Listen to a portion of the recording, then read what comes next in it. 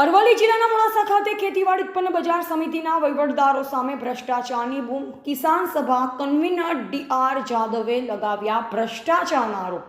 માર્કેટયાર્ડના વેપારીઓમાં ડરનો માહોલ છે. કોઈ વેપારી ફરિયાદ કરવા તૈયાર નથી, પરંતુ એક જાગૃત નાગરિકે આ ભ્રષ્ટાચારને ઉજાગર કરવા માટે બીડું ઝડપ્યું છે અને તેના અનુસંધાને અલગ અલગ વિડીયો બનાવી માર્કેટયાર્ડના સત્તાધીશોએ તેમની સત્તા દરમિયાન જે કારનામા કર્યા તેનો પર્દાફાશ કર્યો છે.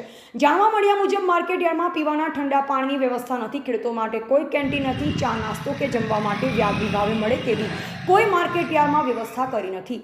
એસીમાં બેસી સત્તાનો સ્વાદ ચાખતા જનસેવકોને ખેડૂતો જે બળબડતા બપોરે માર્કેટયાર્ડમાં હોય છે તેમની કંઈ પડી નથી.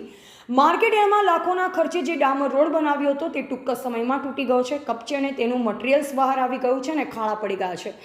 માર્કેટયાર્ડ ખેડૂતોના પ્રશ્ન માટે ધ્યાન રાખતું નથી, પણ ખાલી જગ્યા ક્યાં પડી છે, કેવી રીતે દુકાનો બની શકે તેમ છે ને કેટલા રૂપિયામાં વેચાય તેમ છે તેની જબરજસ્ત ખબર રાખે છે અને તે રીતે હાલમાં અને ભૂતકાળમાં પણ દુકાનો બનાવી વગર હરાજીએ વેચી મારી છે.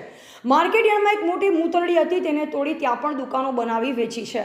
પેશાબ કરવા માટે મહિલાઓ માટે કોઈ પણ જાતની સગવડ નથી, બાથરૂમની વ્યવસ્થા નથી. સેંકડો ગ્રાહક અને ખેડૂતો અહીં આવે છે, તેમ છતાં બારણા વગરની એક નાનકડી મૂતરડી બનાવી છે. ના ગટર બનાવી છે, ના બારણા છે, ના પેશાબનું પાણી રોડ ઉપર આવે છે. અને આ સત્તાધીશો મોદી સાહેબના સ્વચ્છતા અભિયાનના ધજાગરા ઉડાડી રહ્યા છે, ત્યારે તેની સામે રજિસ્ટર નગરપાલિકા કે સરકાર ઊંડી તપાસ યોજી તપાસ પંચ નિમી અને સીઆઈડી ક્રાઇમની તપાસ થાય તેવી માંગ ઉઠી છે. જો સરકાર રસ લઈ આની ઊંડી તપાસ કરે તો લાખો રૂપિયાનું કૌભાંડ બહાર આવે તેમ છે. અને એક જાણવા મળે મુજબ આની અગાઉની સમિતિએ જે ભરતી કૌભાંડ કર્યું અને રૂપિયા લઈ ભરતી કરી હતી, તેમાં સગાવાથી મામા માસી મામાઓની ભરતી કરી હતી તે પણ બહાર આવે તેમ છે.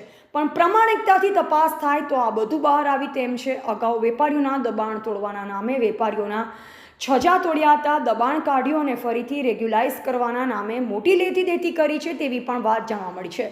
શું આની તપાસ થશે ખરી? રિપોર્ટર અજય ભાટિયા.